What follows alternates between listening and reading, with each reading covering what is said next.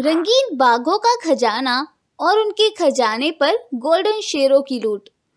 एक जंगल में 3 रंगीन बाघ रहा करते थे। वो रंगीन बाघ तीनों ही बहुत ही अद्भुत रंग के बाघ थे। एक का नाम था बगीरा, जो कि पीले रंग का बाघ था, और एक का नाम था शीनू। शीनू नीले रंग का बाघ था, और तीसरे का नाम था बंटी। बंटी बाघ लाल रंग का बाघ था। उन सभी रंगीन बाघों में आपस में बहुत ही अच्छी मित्रता थी, लेकिन वो मित्रता अब सिर्फ दिखावे की मित्रता ही बची थी। कुछ साल पहले वो सभी बाघ बहुत अच्छे दोस्त थे और एक दूसरे के लिए अपनी जान भी देने के लिए तैयार रहते थे। इसी तरह से एक दिन वो तीनों बाघ जंगल में घूम रहे थे, और घूमते घूमते और बातें करते करते वो जंगल से बहुत दूर एक सुनसान जगह पर निकल गए। रात भी काफी हो गई थी। तभी उन्हें कुछ दूरी पर एक खंडर गुफा से कुछ रोशनी आती हुई दिखाई पड़ी।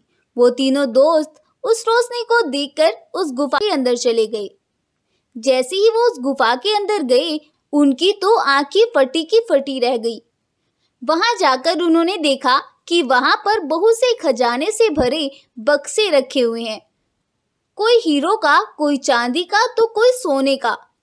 इतने सारे खजाने को देखकर उन सभी के मन में लालच आ गया और वो सभी दोस्त एक दूसरे को मारने पर तुल गए।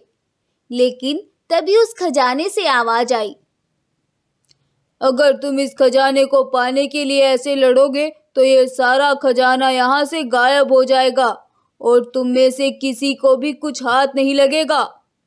ये सुनकर वो तीनों शांत हो जाते हैं और उस खजाने को लाकर अपनी अपनी गुफाओं में रख देते हैं।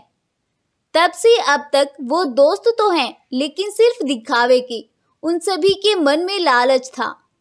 वो तीनों एक दूसरे के दुश्मन हो चले थे और एक दूसरे को मारकर उस पूरे खजाने पर अपना राज करना चाहते थे।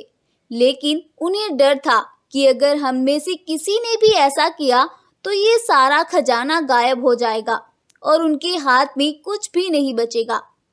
बस इसी तरह से दिन बीत रहे थे। एक दिन लाल बाघ के खुराफाती दिमाग में एक बात आती है और वह मन ही मन सोचता है, अरे अब तो हमें इस खजाने को लाए हुए काफी टाइम हो गया है।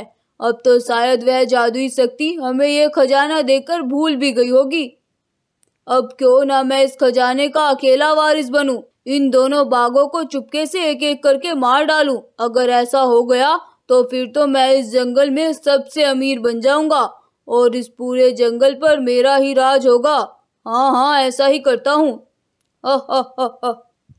ऐसा बोलकर वो अपनी गुफा की ओर निकलता है और अपनी गुफा पर जाकर वो अच्छे मौके की तलाश करने लगता है। अगली सुबह होती है और पीला बाघ खाने की तलाश में जंगल में निकलता है। पीले बाघ को जंगल में जाता देखकर वो लाल बाघ सोचता है, अरे अब तो अच्छा मौका है, क्यों ना मैं इसके पीछे जाऊं और जंगल में जाकर इसे चुपके से मारकर इसका किस्सा खत्म करूं। ऐसा सोचकर लाल बाघ भी पीले बाघ के पीछे पीछे जंगल में निकलता है और जंगल में जाकर लाल बाघ मौका पाकर पीले बाघ पर हमला कर देता है। और अचानक हुए हमले से पीला बाघ संभल ही नहीं पाता है और लाल बाघ पीले बाघ को मार डालता है।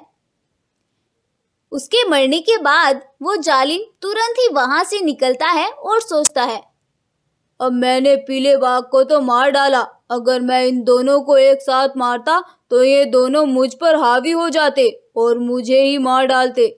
लेकिन अब मेरा काम सब सही हुआ है।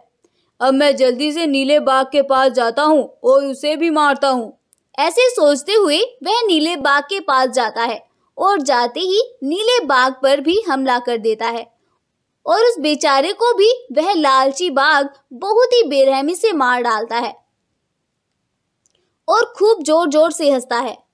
अब आएगा मजा। अब इस पूरे खजाने और जंगल पर मेरा ही राज होगा। उसका ऐसा बोलना था कि वहां पर तेज रोशनी के साथ गोल्डन शेरों की सेना प्रकट होती है और वो सेना का सरदार लालची बाघ से बोलता है, अब तो तुमने हमारा काम भी आसान कर दिया इन दोनों को मारकर।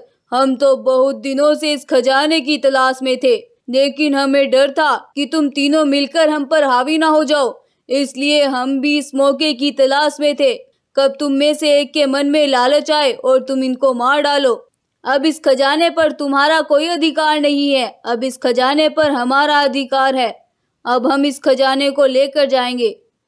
इसके बाद वो गोल्डन शेर लाल शेर को एक पिंजरे में कैद कर देता है और उस पिंजरे में अपनी शक्तियों से आग लगा देता है और वो सभी शेर उस खजाने को लेकर वहां से गायब हो जाते हैं।